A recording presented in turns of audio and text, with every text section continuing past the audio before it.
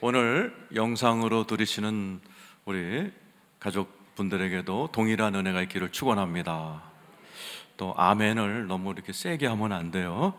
아멘을 옆에 사람들과 보조를 맞춰서 하모니 있게 하셔야 돼요. 그래야 예배가 방해되지 않습니다. 자, 인간은 노래하는 존재입니다. 그래서 어느 나라건 어느 연령이건 노래를 하게 되죠. 노래에는 굉장한 감동이 있어서 이 코로나19 기간 동안에도 이 노래들이 또 트로트라든지 싱어게인이라든지 이 노래들이 굉장한 백성들에게 위로가 되어 왔습니다. 이 노래에는 어떤 힘이 있는 것 같아요. 제가 몇 년 전에 동영상을 봤는데 독일의 박정희 대통령이 유경수 여사랑 이렇게 방문한 적이 있습니다. 독일에게 돈을 빌리러 가는 그런 여행이었던 것 같아요. 그 여정을 하는 도중에 이스라엘 독일에 나와 있는 우리나라 교포들, 간호사들, 광부들이 대부분이죠. 이렇게 모임을 가진 동영상이었습니다. 대통령께서 미안하다, 정말 이 나라가 힘들어서 여러분들이 외화를 버는데 고맙다 그러면서 이제 아리랑을 부르기 시작했어요. 아리랑 아리랑 몇 마디 안 나가는데 막 흐느껴 울기 시작하는 거예요. 대통령 들고 그 독일 대통령하고 수상하고 장관들이 막 당황해하면서 그 막 눈물바다가 되는 걸 보면서 야, 그 아리랑 아리랑 몇 마디 안 했는데 이 노래라는 것은 굉장한 감동과 힘이 있는 것 같아요. 노래 중에는 찬양도 있습니다. 중국 지하교회에 공산당이 한창 핍박할 때 50년대죠. 왕명도 목사님이란 분이 계십니다. 이분이 복음을 전하는 목사라 잡혀갔습니다. 그런데 이분이 너무 고문이 힘드니까 그냥 자기는 예수를 모른다 그리고 풀려나신 거예요. 얼마나 고통스러우셨는지 다시 길거리로 나가셨어요. 여기다 팻말을 크게 써붙였어요. 중국말로. 나는 예수를 3번 부인한 베드로 같은 목사입니다. 나는 진짜로 예수를 믿습니다. 그냥 북경 한복판에서 시위를 하고 있으니 공산당이 딱 잡아갔죠. 이분이 55세에 감옥 가서 75세에 나왔어요. 20년을 감옥에서 고문을 당하고 오랫동안 고생을 하셨습니다. 이분이 감옥에서 나올 때 많은 외신 기자들이 모였습니다. 워낙 유명한 분이니까. 이분에게 질문했어요. 20년 동안의 그 지옥 같은 고문과 감옥 생활을 어떻게 지내셨습니까? 이분이 대답 대신에 찬양을 했어요. 나의 갈 길 다가도록 예수 인도하시니. 이 찬양 하나가 나를 20년 동안 지켜주었습니다. 이 찬양이라는 것은 이렇게 어려운 환경도 이기게 하는 어떤 위력이 있습니다. 이렇게 유명하고 큰 이야기가 아니더라도 우리의 일상생활에서 찬양은 굉장한 힘을 줍니다. 이번 주에 제가 어떤 여성분의 간증을 들었습니다. 미국 분이신데 남편이 이제 바람이 나서 이혼을 요구하시는 거예요. 그러니까 이 마릴린한 여자가 너무 고통스러우니까 이제 친구를 찾아갔습니다. 나는 지금 이렇게 힘들어 죽겠는데 이혼해달라고 저렇게 난리를 치는데 하나님은 도대체 어디 계신 거야? 그럴 때 친구가 한번 찬양해봐. 그럼 하나님을 만날 수 있을 거야. 그때는 너무 화가 났다는 거죠. 무슨 찬양? 내 찬양이 나오냐? 그러고서는 화가 나서 집에 돌아왔는데 이제 너무나 모든 수를 동원해도 돌아선 남편은 돌아올 방향이 보이지 않고 너무 좌절 가운데 자기도 모르게 찬양을 하기 시작한 거예요. 하나님 앞에 찬양을 드리는데 이상하죠. 속은 부글부글 하는데 입을 열어 찬양을 하는 순간에 이분 속에서 어떤 의욕이 이렇게 올라오더라는 거죠. 그때까지는 너무나 모든 게 힘들고 지쳐서 집안도 개판이고 애들도 다 엉망진창이었는데 찬양을 하면서 이분이요 대청소를 싹 집안을 대청소를 딱 하고 아이들 목욕을 다 시키고 시장에 가서 장 봐다가 밥상을 잘 차려서 아이들을 먹이고 또 케이크 같은 거를 만들어서 아이들과 같이 찬양하면서 이렇게 생활을 다시 한번 회복해 나가는 겁니다. 그러다 어느 날 남편이 집에 왔어요. 와가지고 짐을 챙겨가겠다. 그래서 짐을 다 챙기고 가방에 넣어가지고 이제 나가버렸답니다. 그 모습을 보면서 조금 슬펐지만 또 찬양을 했다는 거예요. 그런데 놀라웠게도 짐 싸갖고 나갔던 남편이 30분 만에 돌아오더니 나 안 나가. 나 이혼하네. 나 여기서 살 거야. 이렇게 놀라운 일이 일어났다는 간증을 제가 들으면서 야, 이분이 원망 불평하고 그렇게 하지 않고 찬양을 했기 때문에 찬양 속에 거하시는 주님이 역사하셨구나. 여러분 찬양하시길 축원합니다. 그래서 오늘 본문은 그 유명한 모세의 노래입니다. 정확히 하면 모세의 찬양이죠. 자, 신명기가 이제 다 끝나가죠. 세 편의 설교가 다 끝났습니다. 지난주로 인해서. 그러고 나서 모세가 이 백성들은 설교보다는 찬양으로 교훈하자, 그런 의미에서 찬양을 43절에 걸쳐서 가르쳐 줍니다. 이 찬양은 대단히 교훈적이고 예언적인 찬양입니다. 자, 우리 1절 2절 같이 한번 들어보겠습니다. 시작.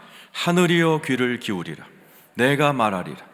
땅은 내 입의 말을 들을지어다. 내 교훈은 비처럼 내리고 내 말은 이슬처럼 맺히나니 연한 풀 위에 가는 비 같고 채소 위에 단비 같도다.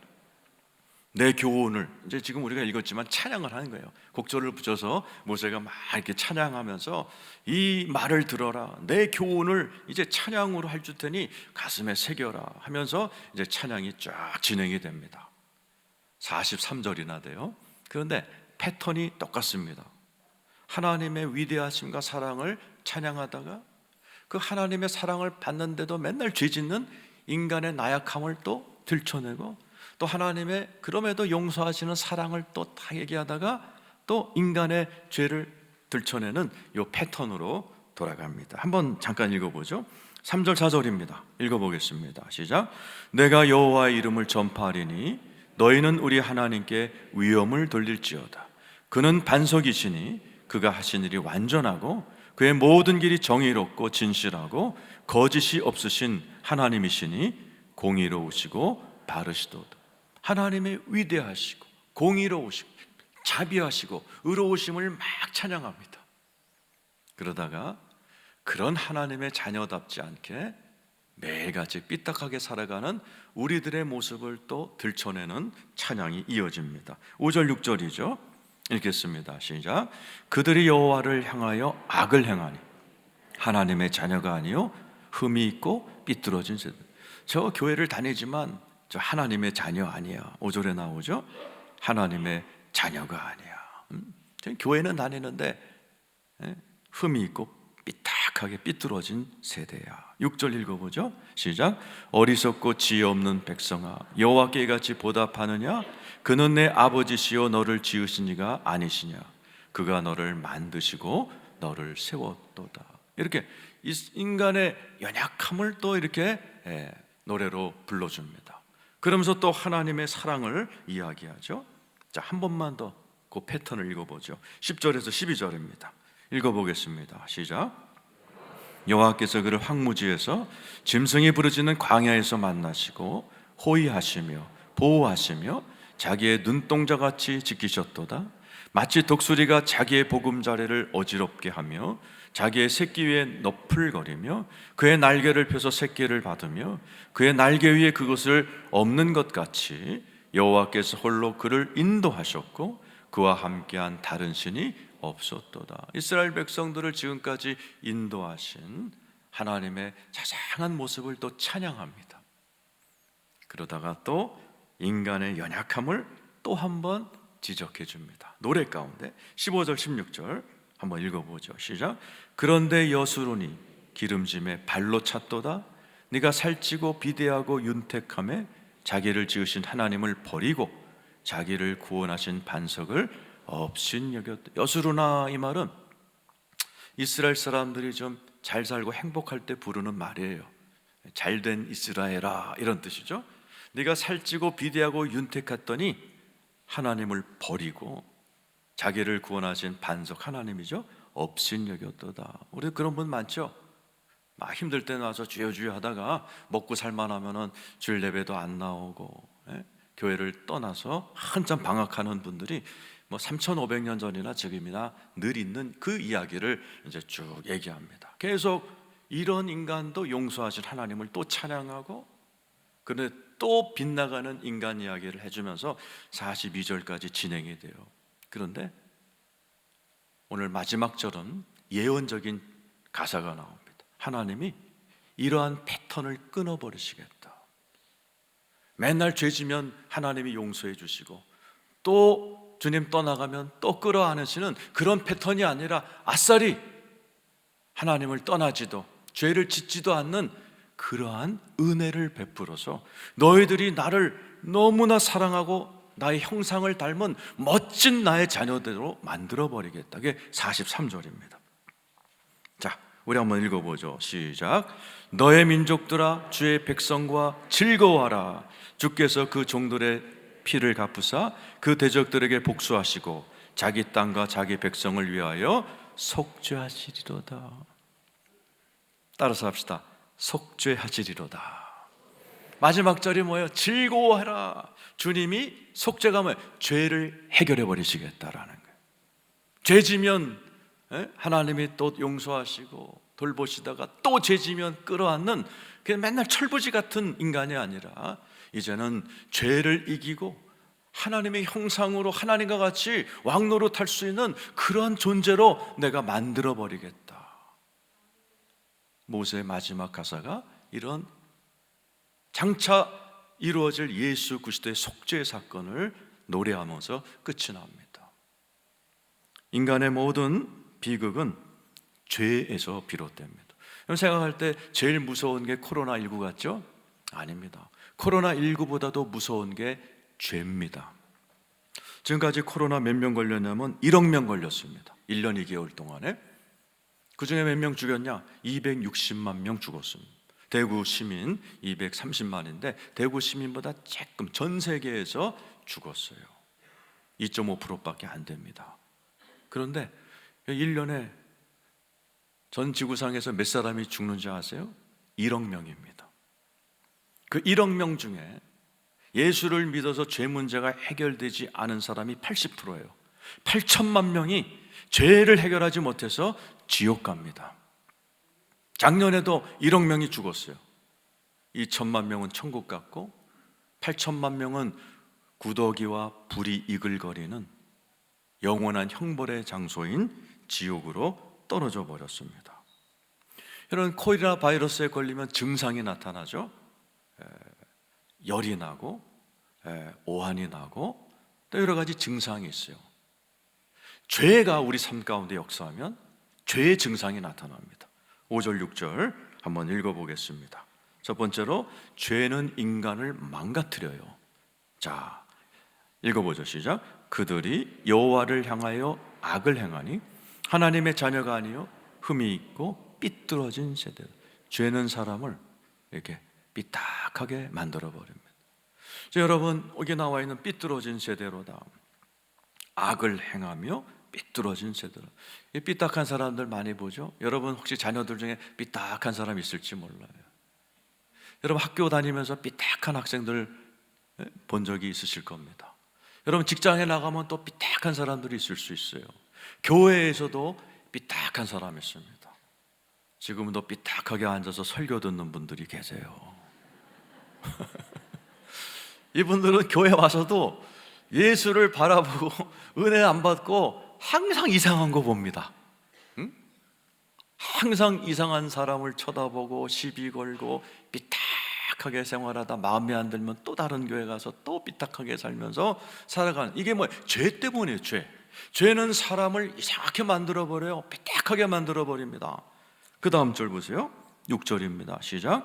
어리석고 지혜 없는 백성아. 맞아요. 죄는 사람을 어리석게 만든, 지혜가 없는 사람을 만든. 인류대학을 나왔어도요 되게 어리석게 삽니다.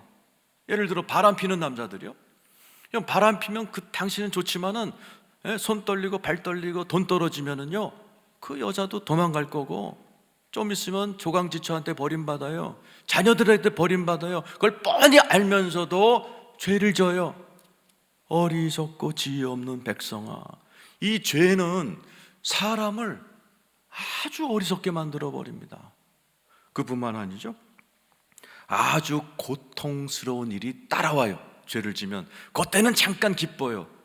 그런데 그 후속타가 너무 고통스럽습니다. 24절 25절 읽어보죠. 시작. 그들이 주림으로 쇠약하며 불같은 더위와 독한 질병에 삼켜질 것입니다. 죄의 결과는 항상 이런 거예요. 죄지면 뭐 이런 동성연애 같은 거 하면 에이즈 같은 거 걸리잖아요. 그 얘기 하는 거예요. 지금 내가 들짐승의 이와 티끌에 가는 것에 독을 그들에게 보내니, 독이 들어간다. 죄를 지면 독이 들어가요. 그래서 죄 지으면 사람이 독해집니다. 그걸 독종이라고 그러죠. 짐승에게나 쓰는 독종이란 말을 사람한테 써요. 어떤 사람에게? 죄가 주장하는 사람에게. 아우 저 독종이야, 이렇게 우리가 표현합니다. 25절 한번 보죠. 자, 시작. 밖으로는 칼에, 방 안에서는 놀람에 멸망하려니. 놀랄 일들이 일어나는 거죠. 죄는 평안한 걸 꼴을 못 봅니다. 죄는 귀신도 역사하고 악한 일이 역사하기 때문에 놀라는 거예요. 사건이 일어났으라고 사람한테 놀라고 경기 일으키고 남녀노소가 없어요. 젊은 남자도 처녀도 백발노인도 젖먹는 아이까지 그리하리로다. 죄는 연령을 초월해서 깜짝깜짝 놀라게 만들고 고통 가운데 살도록 만드는 게 죄입니다. 그래서 이 죄는 여기서 끝나는 게 아니죠. 이 죄가 살아있을 때 해결 못하면 지옥 가는 거죠. 지옥을 한마디로 뭐라고 그래요? 성경에 보면 구더기라고 표현해요. 그러니까 옛날 재래식 화장에 가면 구더기가 있었던 기억이 나요? 얼마나 더럽고 냄새나요? 지옥이 그런 곳이라니. 거기서 영원히 구더기들과 뒹굴면서 살아가는 곳. 수많은 지옥을 형용사로 표현한 게 있지만은 저는 그게 제일 와닿아요. 구더기. 보기만 해도 징그러운 그 구더기가 이글거리는 곳에서 영생을 산다? 야, 정말 지옥은 끔찍한 것이죠. 근데 거기서 끝나는 게 아닙니다. 죄는 전염됩니다. 여러분이 죄 가운데 뒹굴다가 죄를 해결하지 못하고 죽으면 그 자녀들에게 전염이 돼요. 그래서 아버지 어머니가 삐딱하면 그 아들 딸도 삐딱한 경우가 많이 있어요. 아버지 어머니가 인류대학을 나왔지만 지혜롭지 못하고 어리석으면 그 자녀들도 공부는 잘하지만 부모 닮아서 근데 되게 어리석게 살아가는 사람들을 자주 보곤 합니다. 죄는 전염되고 대물림되기 때문에 그런 거예요. 그런데 바로 이 죄를 오늘 모세가 노래합니다. 즐거워하라, 하나님이 속죄 해결해 주시리로다. 여러분 오늘 말씀을 잘 들으시고 여러분 해결받는 여러분 되기를 축원합니다. 코로나 바이러스 이제 백신이 나와서 다들 기뻐하지만 이 백신이 또 100% 이 효과가 있는지 없는지는 잘 몰라서 불안들하죠. 그런데 오늘 이 죄를 해결하는 가장 강력한 약이 오늘 본문에 나옵니다. 여러분 그 약의 이름이 뭐예요? 십자가입니다. 오늘 여러분 앞에 있는 십자가가 여러분의 죄를 어떻게 해결하는가 오늘 잘 들으시고 오늘 이 자리에 계신 모든 분들은 죄를 다 이기시고 이 땅에서 천국을 누리며 살아가는 저와 여러분 되기를 축원합니다. 히브리서 9장 25절에서 26절입니다. 읽어보죠. 시작. 대제사장이 해마다 다른 것의 피로써 성소에 들어가는 것 같이 자주 자기를 드리려고 아니할 수 있다. 이 구약의 속죄 모습이죠. 구약에서는 죄 지면 짐승 갖고 와서 피 흘려서 제사 지내고 또 지면 또 양 갖고 와서 또 제사 지내고 피 뿌리고 또 죄 지면 또 속 끌고 와서 이게 수십 번 수백 번 반복되는 일이었어요. 우리 주님이 지금 뭐라 그런 거예요? 나 이제 하나님께서 그런 방법 말고 26절에 단번에 끝나는 게 있다라는 거죠. 26절입니다. 시작. 그리하면 그가 세상을 창조한 때부터 자주 고난을 받았어야 할 것이죠. 그러죠? 하나님이 이대로 했다면 자주 계속 고난받고 예수님도 그래야 된다는 얘기죠. 그게 아니라는 겁니다.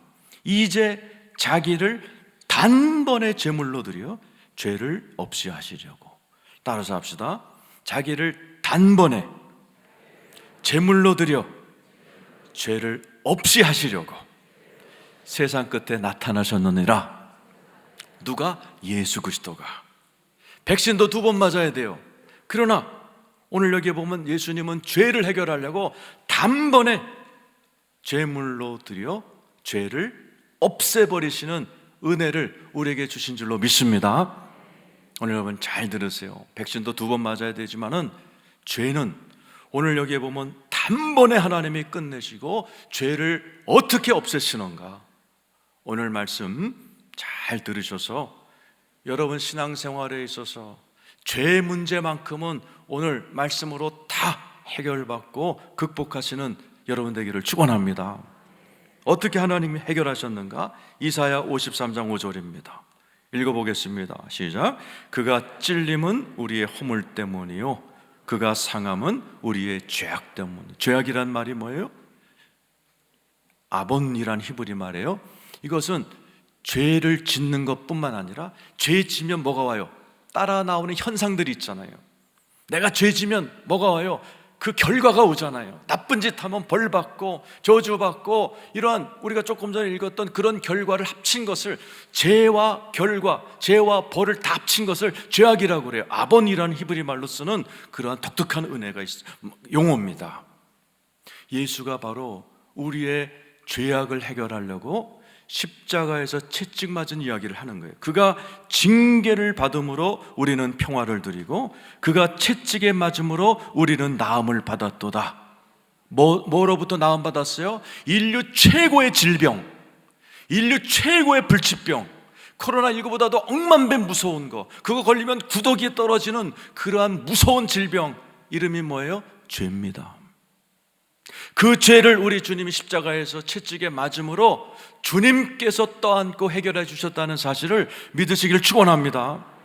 어디서? 여기서 십자가에서 예수가 흘린 피로 인하여 우리 예수님이 내가 받아야 될 죄를 주님이 대신 지심으로 우리의 죄가 해결되었기 때문에 십자가상에서 엄청난 교환이 일어났어요. 그걸 고린도후서 5장 21절에 이렇게 기록되어 있습니다. 읽어보죠. 시작. 하나님이 죄를 알지도 못하신 이를 우리를 대신하여 죄로 삼으신, 그죠? 예수님은 죄를 짓지 않는 깨끗한 분인데 우리 대신 죄를 지어버리셨어요. 왜? 우리에게 뭔가 교환하시려고. 뭐로? 우리로 하여금 그 안에서 하나님의 의가 되게 하려 하심이라. 예수님이 왜 십자가에서 그 많은 피를 흘리고 고통당하고 돌아가셨어요? 우리의 죄악 때문에요. 우리 주님이 나의 죄를 끌고 가시면서 나에게 뭐 줬어요? 하나님의 의를 주셨어요. 흰 눈보다 의롭고 깨끗한 하나님의 의. 그래서 오늘 예배드리는 여러분, 미안하지만은 어젯밤에도 나 죄 짓고 오늘 아침에도 죄 짓고 왔지만 웬일이에요? 예수를 믿으면 속죄가 뭐예요? 덮는다, 카프르, 덮는다라는 뜻이에요. 예수의 보혈이 여러분을 덮고 있기 때문에 하나님은 오늘 예배드린 여러분의 죄를 보는 게 아니라 여러분을 덮고 있는 예수의 보혈을 봄으로 인하여 네가 의롭구나, 순복음 대국의 의로운 교인들이 나를 예배하고 있구나, 여러분을 의롭다 여기신다는 사실을 믿으시길 축원합니다. 그걸 하나님의 의라고 그러는 거예요. 내 의가 아니라 하나님이 거저 주신 의. 그래서 십자가는 위대한 익스체인지가 일어나는 것이에요. 내 죄는 예수가 가져가 버리시고 하나님의 아름답고 고결한 의는 내게로 전가되는 위대한 교환이 일어났기에 오늘 이 자리에 계신 여러분, 예수 믿는 분 아멘 해보세요. 여러분은 흰 눈보다도 깨끗하게 됐다는 사실을 믿고 사셔야만 되고 믿고 사시길 축원합니다. 그리고 우리 십자가에서 내 죄를 해결하신 주님은 지금 어디 계세요? 내 안에 계신 거예요. 예수란 이름이 뭐예요? 마태복음 1장 21절에 죄에서 구원하심이라. 예수가 이 땅에 오시는 딱 하나요, 죄 문제 해결하려고 오신 거예요. 예수가 내 안에 들어오셨어요. 왜요? 죄 이 가운데 눈만 뜨면 죄 지을 수밖에 없는 이 세상에서, 그죠? 눈만 뜨면 미운 대상이 나타나. 눈만 뜨면 음란한 세상에 우리가 살아가고 있고, 눈만 뜨면 경쟁해야 되는 이 살벌한 세상에서 예수가 내 안에 들어온 이유는 죄를 극복하고 죄 짓지 않도록 도와주시기 위해서 오신 줄로 믿습니다. 갈라디아 2장 20절이죠. 읽어보겠습니다. 시작. 내가 그리스도와 함께 십자가에 못 박혔나니 그런즉 이제는 내가 산 것 아니요 오직 내 안에 그리스도께서 사시는 것이라 믿으시면 아멘. 여러분 안에 그리스도가 사십니다. 할렐루야. 왜요? 죄를 이기도록 도와주시려고. 내 안에 예수 그리스도라는 생명이 들어와 버리신 거예요. 그래서 예수가 내 안에 사시면서 예수, 죄에서의 구원, 저와 여러분이 이 땅에 살며 죄 짓지 아니하고 거룩한 하나님의 자녀답게 살다가 하늘에 상속받는 왕같은 면류관을 받는 자리에 갈 때까지 내 안에서 죄에서 구원하시고 도우시기 위해서 내 안에 살아계신 예수님을 의지하며 사시길 축원합니다. 그리고 예수가 우리에게 가르쳐 주시는 귀한 진리가 갈라디아 2장 20절 앞부분이죠. 따라서 하세요. 내가 그리스도와 함께 십자가에 못 박혔나니. 믿습니까? 이 사실은 예수 믿지 않는 사람 전혀 모릅니다.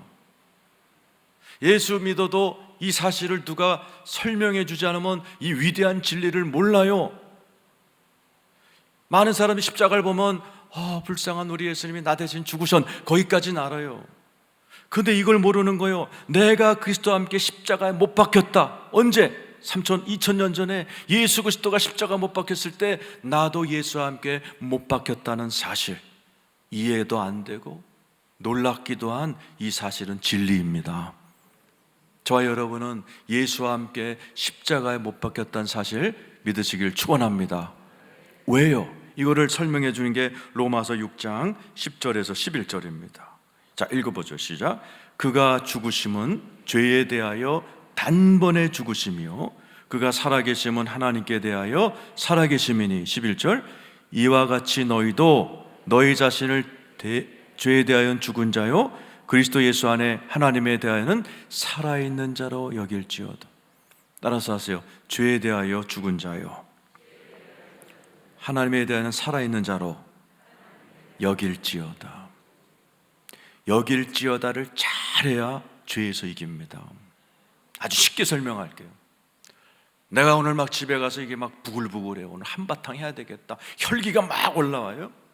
때로는 막 음란한 생각이 막 올라와요. 막 이 안에서 막 욕심이 막 올라와요. 어떡하세요, 여러분? 많은 사람은 여기에 그냥 넘어가 버리죠. 확 혈기 내버리고 하나님 잘못됐어요. 그러는 게 아니에요. 내 안에 죄가 막 부글부글 올라올 때 뭘 생각하란다 했어요? 죄에 대하여 죽은 자로 여기라라는 거예요. 그래서 여러분 집에 십자가가 하나 있으면 참 좋아요. 아니면 그냥 벽에다가 이게 연필로 그리세요.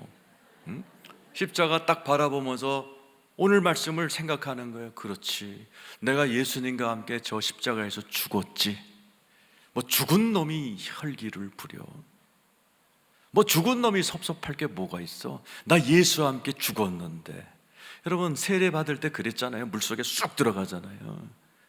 수장된 거예요. 옛사람은 죽어버리고 올라올 때 내 안에 새 사람 예수가 들어와 내 인생이 새롭게 된다는 걸 상징하는 겁니다.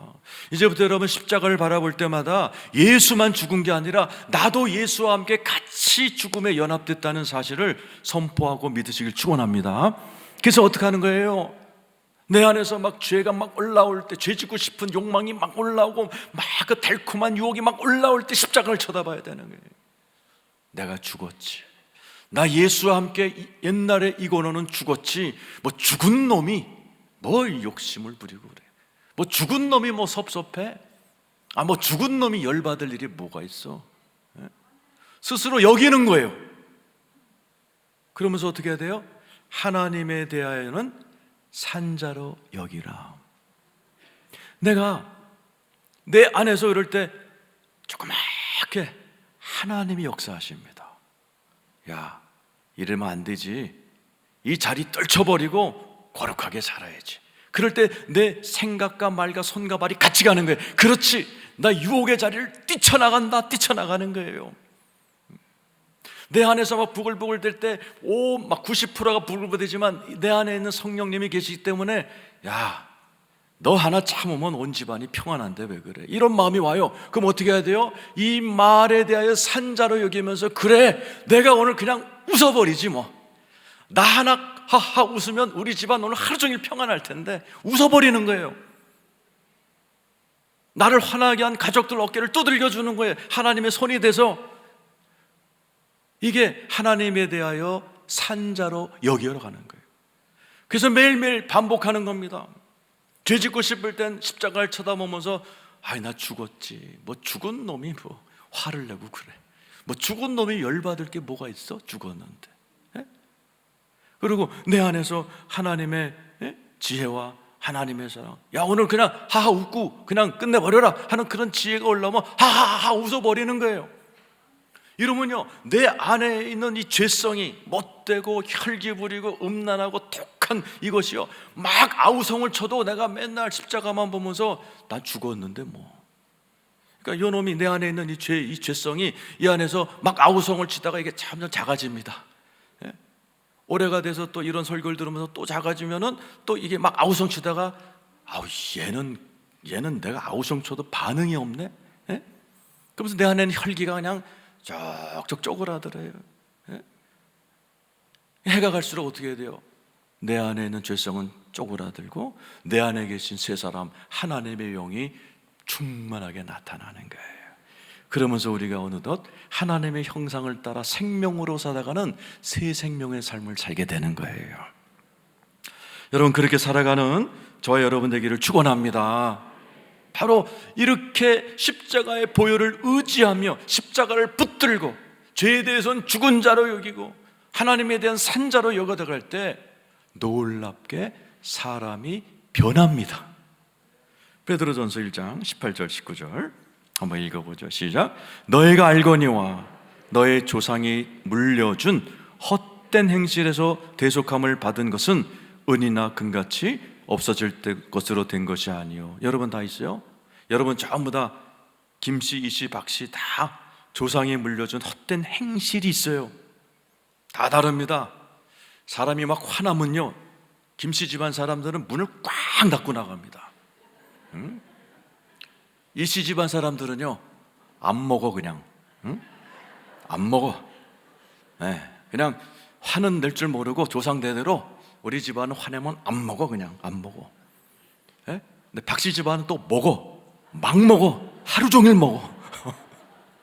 이게 조상으로부터 물려받은 행실이 다 달라요.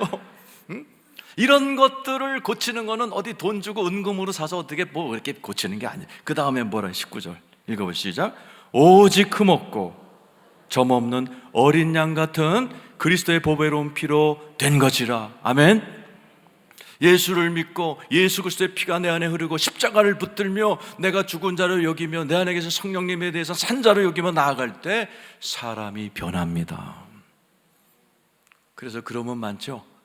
완전히 깡패 비슷했는데 천사같이 변하는 사람들, 완전히 막 더럽기가 한량했던, 막 입만 열면 음담패설했던 분이 찬양하면서 하나님께 영광 돌리는 분으로 돌변하고, 그냥 막 깡패였는데 거룩한 목사님이 되신 분들 얼마나 많은지 몰라요.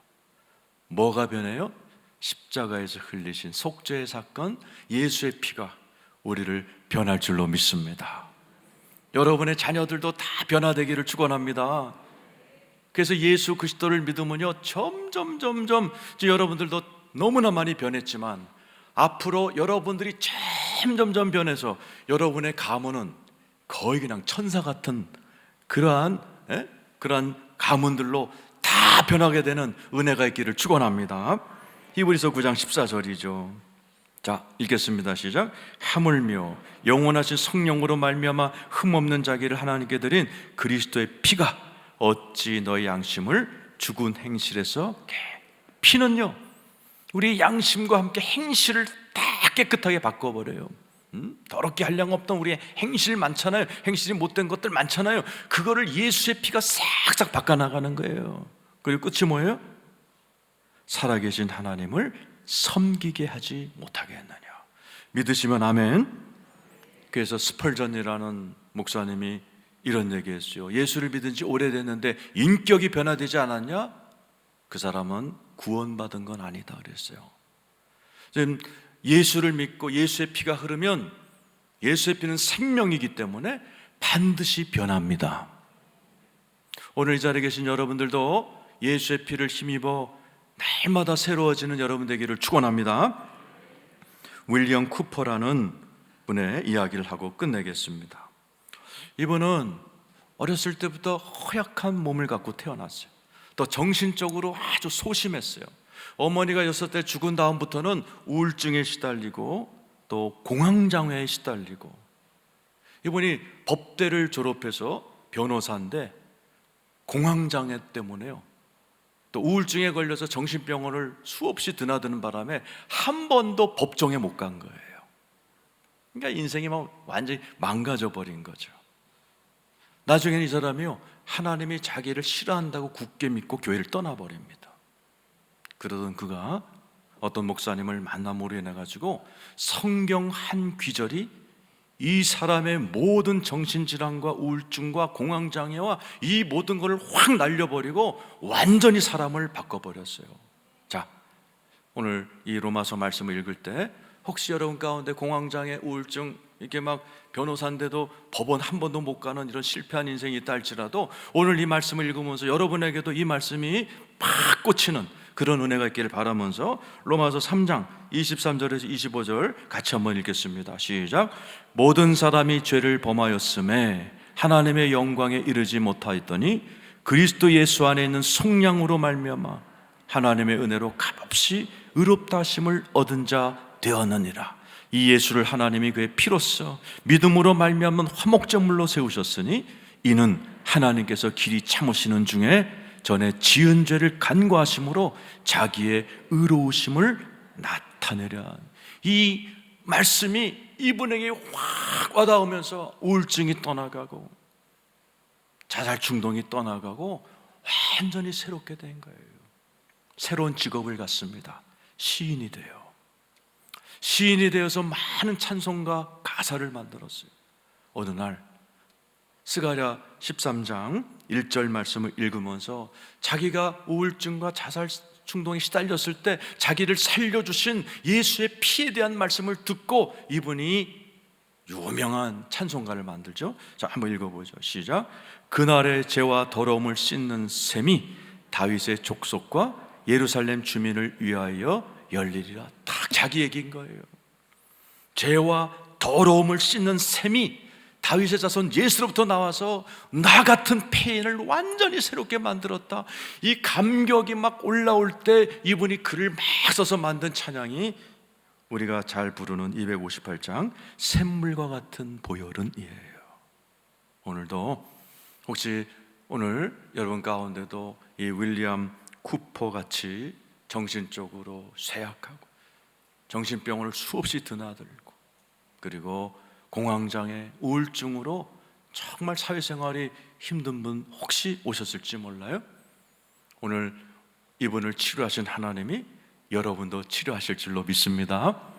오늘 258장 찬양 함께 하면서 여러분에게도 이런 놀라운 속죄의 은혜가 임하기를 축원합니다.